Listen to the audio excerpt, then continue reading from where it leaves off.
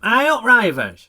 Got another much requested film for you this week. Loads of you have requested this one, seems to be a firm favourite. So I finally got round to taking a look at the Wild Geese. Wild Geese.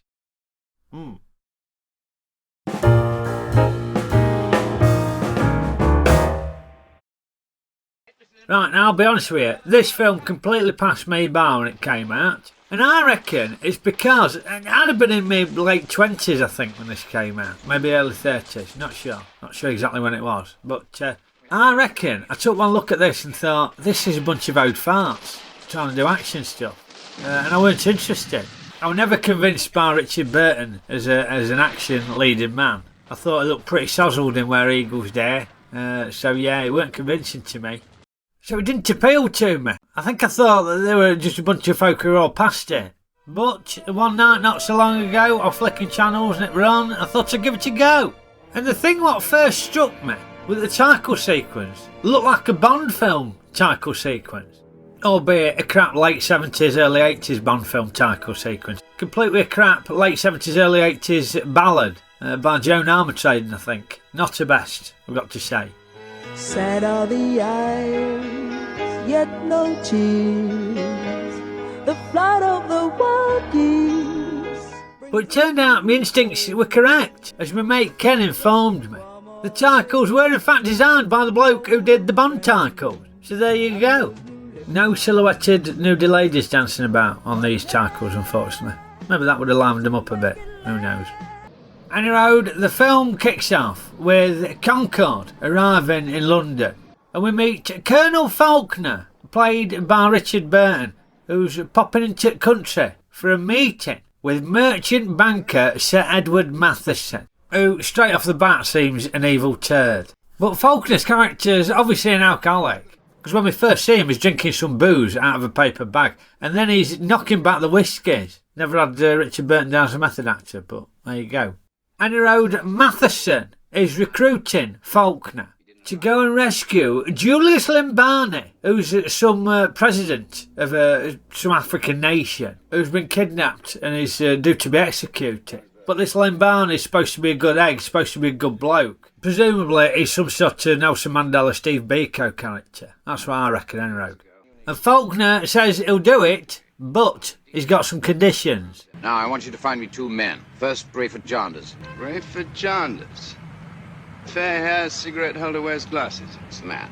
Yes, Rayford Janders, played by the fair-haired, cigarette-holding Richard Harris. But what about them glasses? Bloody hell. Someone's been to Specsavers, ain't they? Christ on a bike, they're hardly action hero specs, are they?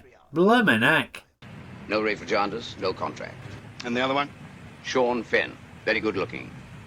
Yes, Sean Finn, played by the good-looking Roger Moore. Although he doesn't look very good here, he looks more like a Doughboy from Only Fools Know says. You better find him. Same goes for him. No Sean, no deal. Well, obviously they get them both on board, don't they? Of course they do. But not without a few hurdles. For starters, Rafa has promised his son that he'll take him on a skiing trip for Christmas. Skiing! You've got it. Switzerland! The very thing. Oh boy, that is fantastic! Yes. Oh, but this kid, he is irritating. You can see why he's bungled him off to a posh private school. Don't want to spend any time with him at all.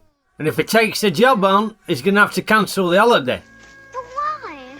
Just has to be. Oh, we've seen a few annoying kids in recent weeks, ain't we?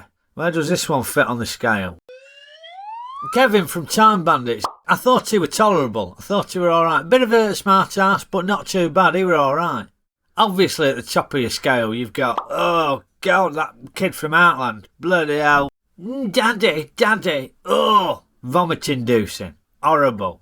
Now, Emil, Rafa's son, he ain't as bad as that lad from Outland, but he is pretty bloody intolerable. Certainly up at the precocious turd level, I reckon. Yeah, awful. I can see why you took the job, mate, in the end, and let him down for his Christmas ski trip, because, never mind a fortnight, I would have wanted to spend 4 minutes with him. And road, once they know the mission is on, Colonel Faulkner and the lads recruit a load of British character actors to help them perform the mission, including folks like Ronald Fraser and Kenneth Griffith as an extremely camp army medic. But Faulkner needs a crack sergeant major to to whip the lads into shape. So he pays a visit to Sandy Young, who's delighted to see him. Hi, Sandy. I can't tell you what a pleasure it is to see you, sir.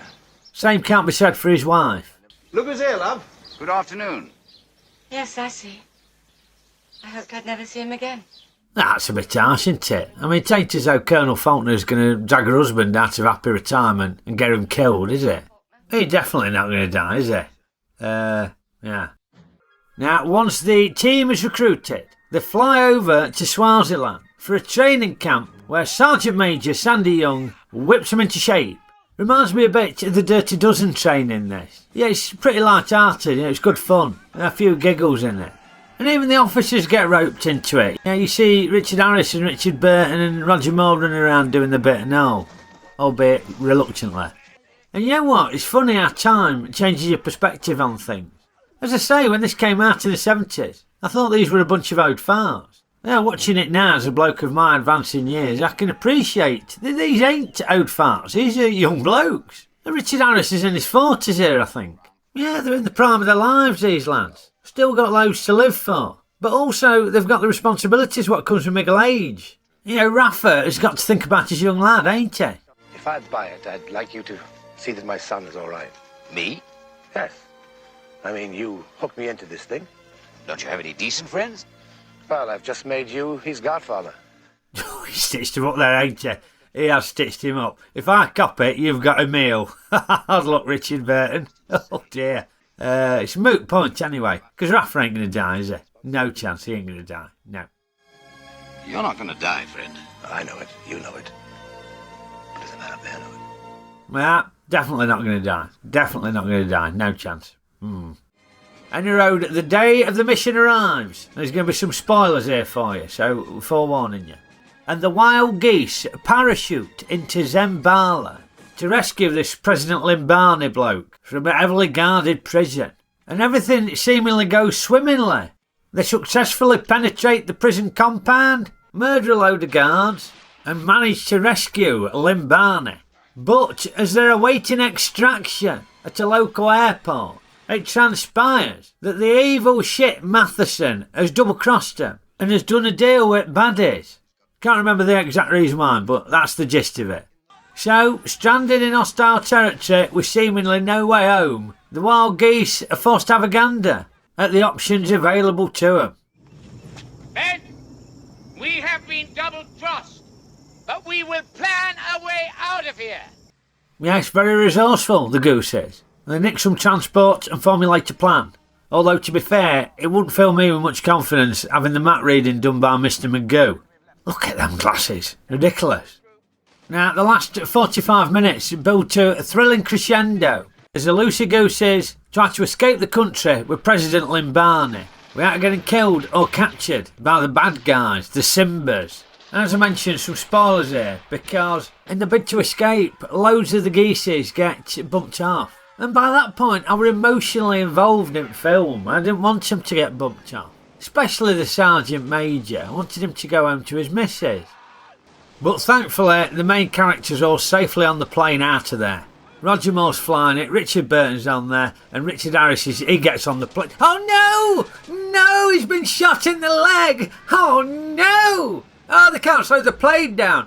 Oh no, he's going to get caught by the Simbas and tortured. Oh, bloody hell. Oh no, it's too painful to watch. Too painful to watch. It's like the end of Von Ryan's Express. And you're thinking, oh, surely he's going to make it this time. Surely he's going to make it. No. Or The Dirty Dozen, when Jefferson has to run the gauntlet by popping the grenades in the air vents to blow up the chateau. Come on, Jefferson. Surely you're going to survive this time.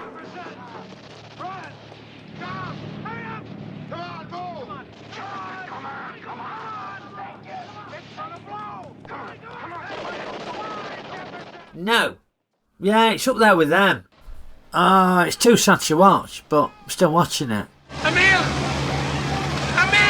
Oh, yes, Emil. Yeah, the implications of what Richard Burton has to do here, very far-reaching.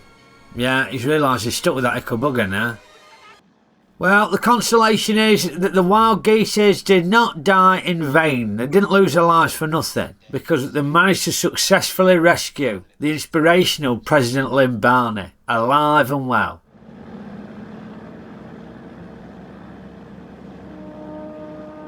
Oh, bollocks! Okeydoo, on to Ray's ratings. Well, yeah, it didn't appeal to me when it came out, and I weren't really fussed about watching it at all. Yeah, the idea of watching a bunch of over-the-low farts doing some action stuff didn't really appeal to me. So I certainly weren't expecting any more of a 2-star film. But I got hooked into it. I'm watching it now as an older bloke. What I thought were a bunch of old farts when I were in my 20s. I now realise a chap's in the prime of their lives. So it puts a different perspective on it, to be honest with you. I somehow made the deaths of some of them main characters a lot more tragic. So yeah, I weren't expecting to, but thoroughly enjoyed it. So I'm rating The Wild Geese a 4-star, 2-star film.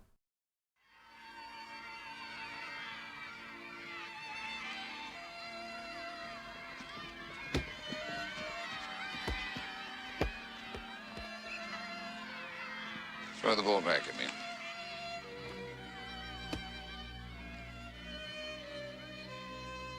Let's talk about your father. Yes, Emil, I killed your father to spare him brutal torture at the hands of the Simbas. Oh, spiffing! I can't wait to be looked after by a surrogate father with an alcohol problem.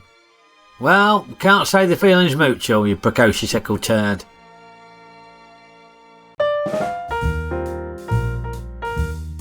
Well, hope you enjoyed my review of The Wild Geese, Rayvers. And if you did, poke the like button. Hopefully, you won't need some of Richard Harris's readers to be able to see the like button. Hopefully, you'll just be able to see it, press the right one straight away. Yeah, and remember to share, rate reviews with your mates, and subscribe to my channel if you ain't already a subscriber. Much appreciated, and thank you for watching.